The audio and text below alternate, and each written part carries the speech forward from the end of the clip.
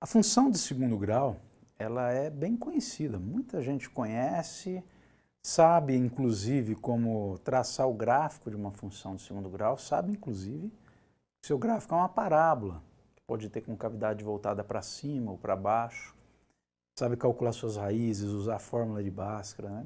Vários pontos dessa função são bem conhecidos. No entanto, o que pouco se conhece, o que pouco se explora, pelo menos, é sua utilização, algumas pequenas aplicações. Mas há situações em que um determinado problema a ser resolvido nos leva, sem que nós até percebamos no primeiro momento, a uma função, a determinação de uma função de segundo grau. Então, são situações que envolvem variações entre determinados fatores, entre o que a gente chama de variáveis, né? E o comportamento, o relacionamento entre elas é de uma função de segundo grau. E é o que a gente vai ver aqui. Okay? Então vamos a um exemplo, exatamente um exemplo aqui, que é o exemplo de uma função receita total. Uma função bastante utilizada na prática, né, na gestão, na administração e tantas outras áreas, quando a gente vai estudar ou determinar o lucro de uma empresa. Antes de chegar no lucro, você precisa falar de receita. Então vamos aqui para o nosso exemplo. Tá? A função receita total, ela determina o valor total recebido ou a receber com a venda de uma certa quantidade de bens ou realização de serviços. Tá? Isso é função receita. Tá, mas onde é que está a função de segundo grau aí? Ainda não aparece, porque a receita total, que eu estou chamando de RT, ou R simplesmente, você quer chamar de Y à vontade. A receita ela é dada por preço vezes quantidade. É uma ideia muito simples. Receita total é o que você recebe pela venda de uma certa quantidade, né, do seu produto. Aí o que acontece? Se o seu preço, o preço que você tem é fixo, essa funçãozinha ela não é de segundo grau, ela é linear. Vamos supor que tem um preço de R$20 o produto que você vende, preço de venda. Então, como que você calcula a receita? Ou seja, o quanto você vai receber pela venda de uma certa quantidade que? Se essa quantidade for 1, né, exatamente 1, igual a 1, você vai receber R$20, 20 vezes 1. Se forem 2 unidades, 20 vezes 2, 40. Se forem 3, 20 vezes 3, 60. E assim por diante. É P vezes Q. Perfeito. Agora, o que acontece quando o preço ele não é linear? Né? O preço ele é variável, ele varia e o que é pior, né? Ou melhor, porque aí vai servir para o nosso exemplo, o preço varia em relação à quantidade, conforme a demanda, né? Ou vice-versa, a demanda também é interferida pelo preço. Aumenta o preço do produto, a tendência a diminuir a demanda, a diminuir a venda do produto. É o desejo que o mercado tem de adquirir o produto. Agora, se você diminui o preço, aumenta a demanda. Então, há uma relação entre preço e quantidade, exatamente os dois fatores que definem a receita. E é isso que vai provocar o aparecimento de uma função de segundo grau, e às vezes até de grau maior, conforme a relação entre preço e quantidade. Tá ok? Então, olha aqui, ó, preço variável, a receita não vai ser linear, ela vai ser quadrática. Né? Quando, no caso, no nosso exemplo aqui, quando a relação entre preço e quantidade é uma relação de primeiro grau. Olha o exemplo aqui, a quantidade vendida de um produto, essa quantidade eu estou chamando de Q. Relaciona-se com o seu preço, com o preço aí, através da função. Tá? Q é igual a 30 menos meio P.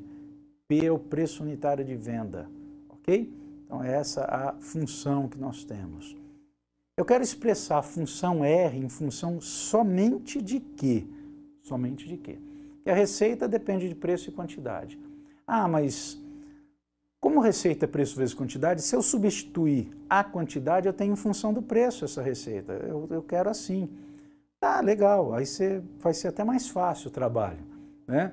O problema é que quando nós estudamos receita, o objetivo geralmente não é só pelo estudo da receita, é chegar no lucro. Ou seja, fazer um estudo comparativo da receita com o custo de produção. Senão não tem muito sentido. Saber o quanto você recebe sem saber o quanto você tem de custo para poder determinar o lucro, não tem muito sentido. Tá? E aí, como é que você faz a relação entre receita e custo matematicamente falando, se no custo não tem preço de venda. No custo não aparece preço de venda, mas aparece quantidade. Por isso aqui eu estou pedindo para expressar a função R justamente em relação à variável quantidade. Esse é o primeiro ponto. Depois esboçar o gráfico, né? E determinar, inclusive, olha aí que interessante, a quantidade que gera a receita máxima, ok? Então vamos lá. Primeiro, eu tenho a expressão que me dá a quantidade em função do preço, mas eu preciso isolar o preço na receita, então eu tenho que inverter, né? Determinar a inversa dessa função, que é isolar o preço, escrever preço em relação à quantidade. Começo subtraindo, né? Ou somando meio P dos dois lados. Fica meio P igual a 300 menos Q. E subtraindo Q também. Tá? Trocando aí de lado. Né? Como se fosse resolver uma equação. Eu quero isolar o preço. O que falta para isolar completamente é dividir os dois lados por meio. Então fica P no lado esquerdo, 300 menos Q dividido por meio. Como se trata de uma fração em que no numerador eu tenho uma subtração, eu posso desmembrar em duas frações. Vai ficar 300 dividido por meio, que é 600, e menos 1Q dividido por meio. 1 dividido por meio é 2, então fica menos 2Q. Pronto. Se eu quiser determinar o preço a partir de uma quantidade que é atribuída, eu uso essa expressão P igual a 600 menos 2Q. Mas eu vou usar essa expressão para obter a minha função receita. Preço vezes quantidade. No lugar do preço, 600 menos 2Q. Pronto. Tá? E no lugar da quantidade, permanece quantidade. Já temos aí uma função de segundo grau, que pode ainda não parecer uma função de segundo grau. Mas se você aplicar a propriedade distributiva, vai ficar 600Q menos 2Q quadrado. Aí sim você conhece esse formato como função de segundo grau. É aquela função em que o A é menos 2, é o termo que acompanha o x quadrado, o q quadrado, o B é 600, né? E o C é zero. Quando o C é zero, inclusive tem uma particularidade que a parábola vai passar pelo ponto 0,0. Quando o x é zero, o y é zero, ok?